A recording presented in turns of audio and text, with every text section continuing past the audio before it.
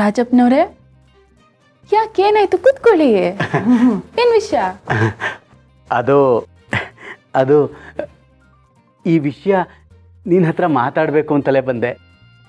ಹಾಗೂ ಇಲ್ಲಿ ದೊಡ್ಡವರೆಲ್ಲ ಇದ್ದಾರಲ್ಲ, ಇಂಥ ವಿಷಯಗಳನ್ನು ದೊಡ್ಡವ್ರ ಮುಂದೆ ಪ್ರಸ್ತಾಪ ಮಾಡೋದೇ ಒಳ್ಳೆಯದು ಅಂತ ನನ್ನ ಭಾವನೆ. ಹೌದೌದು, ತುಂಬ ಒಳ್ಳೆಯದು. ವಿಷಯ ಏನಂತ ಹೇಳಿ. ಸಾರ್, ನೀವು ದೊಡ್ಡ ಮನುಷ್ಯರು, ನಿಮ್ಮ ಮನಸ್ಸು ಅಷ್ಟೇ ತುಂಬ ದೊಡ್ಡದು. ಇವ್ರ ತಾಯಿನ ನಿಮ್ಮ ಸ್ವಂತ ತಂಗಿ ಅಂತಲೇ ಅಂದ್ಕೊಂಡಿದ್ದೀರಾ, ಹೌದು ತಾನೇ? ಹೌದು, ಅವ್ರನ್ನ ನಾನು ತಂಗಿ ಅಂದ್ಕೊಂಡಿದ್ದಕ್ಕೆ ಬೀಗ್ರೆ ಅಂತ ಕರೆದಿದ್ದು. ಹೌದು, ಅದರಲ್ಲಿ ನಿಮ್ಗೆ ನನ್ನ ಡೌಟು? ಅನುಮಾನ ಏನೂ ಇಲ್ಲ.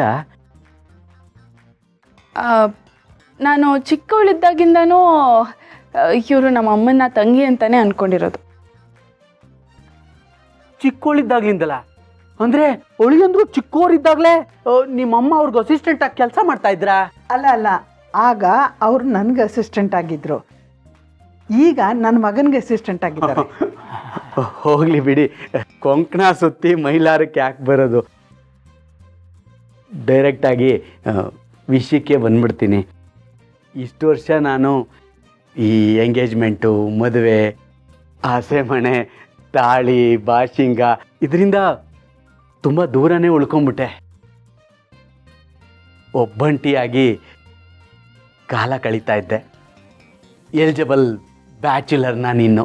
ಅಯ್ಯೋ ಪಾಪ. ನನಗೆ ಆಶ್ರಯ ಕೊಟ್ಟಿರೋ ಈ ಮನೆನೇ ನನ್ನ ಪಾಲ್ಗೆ ದೇವಸ್ಥಾನ ಇದ್ದ ಹಾಗೆ. ನನಗೆ ಬದುಕು ಕೊಟ್ಟಿರೋ ನಮ್ಮ ಯಜಮಾನ್ರು ನನ್ನ ಪಾಲಿನ ದೇವರು ಹಾಗೆ ಅಂದ್ಕೊಂಡು ಇಷ್ಟು ವರ್ಷನೂ ಕಳೆದುಬಿಟ್ಟೆ. ಆದರೆ ಈಗೇನಾಯ್ತು?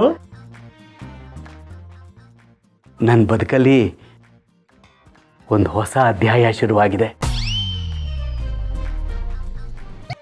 ಅದನ್ನ ಈ ಹೃದಯದ ಮೇಲೆ ಹಚ್ಚೆ ಥರ ಕೆತ್ತಿರೋದು ನನ್ನ ಕಾಂತ, ಅಯಸ್ಕಾಂತ, ಇವರಮ್ಮ.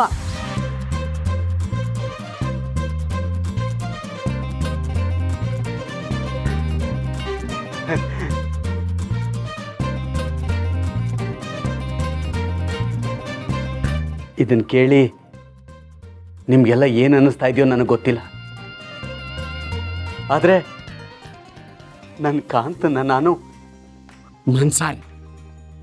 ಮನ್ಸಾರೆ ಪ್ರೀತಿಸ್ತಾ ಇದ್ದೀನಿ.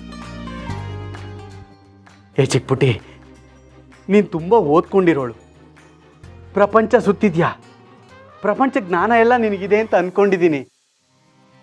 ಪ್ರೀತಿಗೆ ಕಣ್ಣಿಲ್ಲ ಅಂತಾರೆ, ಆದರೆ ನಾನು ಪ್ರೀತಿಗೆ ವಯಸ್ಸು ಇಲ್ಲ ಅಂತ ಅಂದ್ಕೊಂಡಿದ್ದೀನಿ.